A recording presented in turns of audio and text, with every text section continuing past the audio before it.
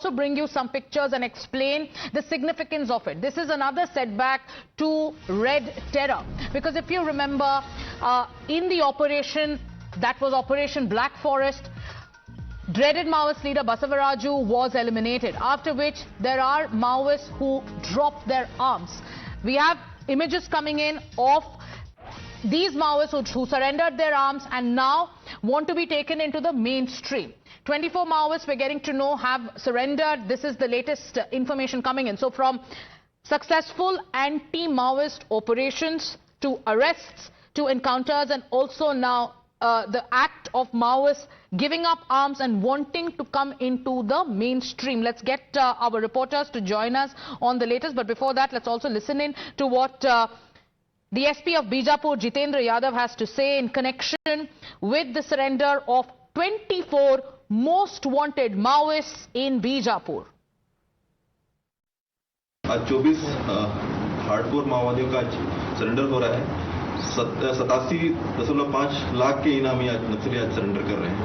ये सभी जो सरेंडर है, लगातार जो नक्सल विरोधी अभियान चल रहे हैं सभी के द्वारा, इसके अलावा जो कैंप्स में अंदरूनी इलाकों में जो काम चल रहा है और जो नियत जनरल की तरह जो डेवलपमेंट चल रहा है, उसको देखते हुए सभी आज हमारे सामने आत्मसमर्पित किए गए हैं, आत्मसमर्पित हुए हैं। और इनको आत्मसमर्पण के पश्चात इनको जो 50,000 का जो इनिशियल जो राशि होता है वो प्रदान किया जाएगा और साथ में ही इनको फिर ट्रेनिंग के लिए एनरोल करके फिर ट्रेनिंग हम कराएंगे।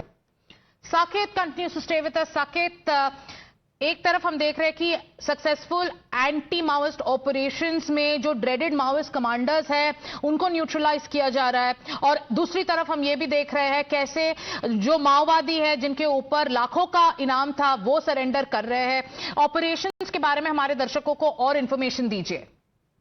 देखिए, बिल्कुल जिस तरह से ऑपरेशन चल रहा है नक्सलियों के खिलाफ, इसको लेकर लगातार, चाहे वो झारखंड का इलाका हो, छत्तीसगढ़ का इलाका हो या बिहार का भी काफी जो झारखंड से सटा हुआ इलाका है, इन इलाकों में जो गढ़ माना जाता था नक्सलियों का, वहां पर ये काफी कमजोर हुए हैं, क्योंकि लगातार जो सरेंडर्स है वो नक्सलियों का हो रहा है, गिरफ्तारी हो रही है, कई बार काउंटर भी हुआ है जिसमें कई नक्सलियों की मौत हुई है। तो ऐसे में उस पूरे इलाके में कहीं ना कहीं ये जो नक्सल अभियान है वो कमजोर हुआ है भारत सरकार की कोशिशों के बाद। तो ऐसे में अब लगातार इन इलाकों में कॉम्बिंग ऑपरेशन पुलिस के द्वारा और सीआरपीएफ जो पारामिलिट्री फोर्सेज है उनके द्वारा लगातार किया जाता है, और जो भी नक्सली कैंप इन इलाकों में चल रहे हैं उस पर कहीं ना कहीं निशाना साधा जाता है, उसको टारगेट करके ये तमाम कार्रवाई की जा रही है। और उसी का नतीजा है कि इस तरह से जो इनामी नक्सली है, जो नक्सली संगठनों के नेता हैं, उसको न्यूट्रलाइज किया जा रहा है, उसको मारा जा रहा है। तो ये एक बहुत बड़ी सफलता कह सकते हैं इस अभियान के तहत है। जिस तरह से दो जो नक्सली है जो मोस्ट वांटेड है, जिस पे 10 लाख और 5 लाख का इनाम तक घोषित है, उसको जो सुरक्षा बल है उसने मौत के घाट उतारा है। तो ये बहुत कमजोर होगा, क्योंकि लातेहार का जो इलाका है वो काफी सेंसिटिव रहा है इस मामले में। वहां पर नक्सलियों का गढ़ माना जाता है, और वहां पर अगर नक्सली संगठन के नेताओं को टारगेट किया जाता है, उनको मारा जाता है, तो निश्चित तौर से ये पूरा जो इन लोगों का नेक्सस है वो खत्म होगा और उस पर सीधा चोट करने की कोशिश है। और जिस तरह से लगातार नक्सल जो कमजोर हुआ है, तो उसको और भी कमजोर करने और खत्म करने की तरफ एक बड़ा कदम कह सकते हैं उठाया जा रहा है।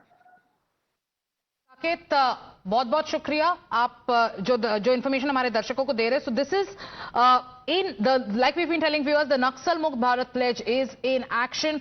We are also getting more news, and this time it's from the state of Gujarat. Let's